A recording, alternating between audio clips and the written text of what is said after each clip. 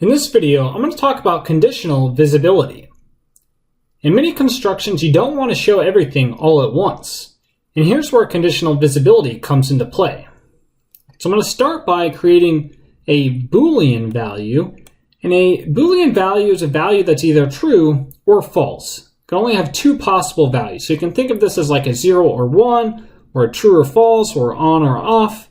But in GeoGebra, we can do this by doing something like show func, which is going to be my object name. And then I'm just going to set this to false. So I'm going to hit enter, and we notice that in the graphics view, we get a checkbox. And if we click that checkbox, this is going to make that value true. We can see the value over here is true. If we click it again, it goes false. So this checkbox corresponds to whether this value is true or false. If I click the circle to the left, it's going to show that checkbox in the graphics view. So now we can select this checkbox, it turns it on, or show func is true, and we uncheck it and that value is false. Now I'm going to define a function, f of x equals e to the sine of x, and we've got the function graph here. Now we're going to link the visibility of this function graph to this variable show func. So to do this, I'm going to right click on the function graph. We'll go to the object properties, and in the advanced tab, there's a section called condition to show object. In this, whatever condition that we type in here, if that condition is true, the object will be shown. If it's not true, it will not be shown.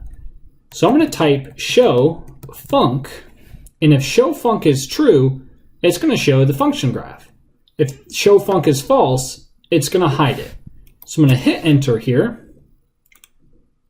I'm going to hit enter in the input bar just because we had a lingering graph there. And now we don't see the function graph. If I make this show func true, now we do see it. So we uncheck it, it's gone. We check it, and it's back there.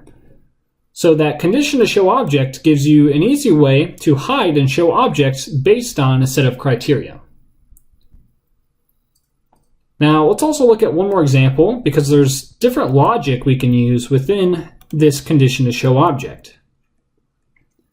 If I do exclamation point show func, this is like a logical not operator, meaning that this whole part right here is going to be true when show func is not true. So it's kind of like the opposite.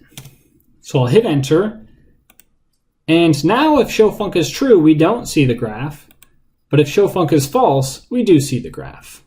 So we have options here, and we can do different logical algebra in this condition to show object. So we'll go back to what we had before. And again, this on-screen keyboard might pop up if you're using the web version. So now what I'm going to do is create a point A. I'm just going to place A anywhere. It doesn't really matter where it is. Now what I'm going to do is make it so that this function graph is shown only when show func is true. So we have this checkbox selected, but then also A is to the right of the y-axis. To do this, we'll select the function graph. We'll go to the condition to show object. And to do logical AND, we can do two ampersigns. So show func ampersand ampersand, and then we want x, the x coordinate of the point A, to be greater than 0. Now when I hit enter, you're going to notice this line change a little bit.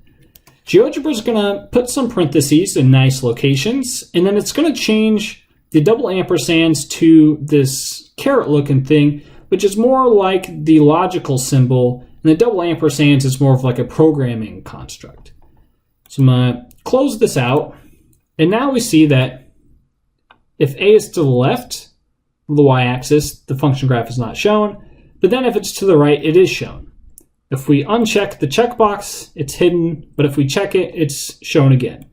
So now both of those things have to be true for this graph to be shown. Now we could have also done, so I'm going to go to the object properties, condition to show object. Instead of and, we could have done or using two pipes. So we have one pipe and then two pipes. If I hit enter, this condition is going to be showfunc is true, or the x-coordinate of A is positive. So now we see that we can take A to the left of the y-axis, but we still see it, and that's because showfunc is true. If we uncheck that, now both of our conditions are false, and we don't see the graph. But now if we move A to the right, now we do see it. So we've got a ton of options here, and it's good to go in and play around with this. This can be a very, very useful feature.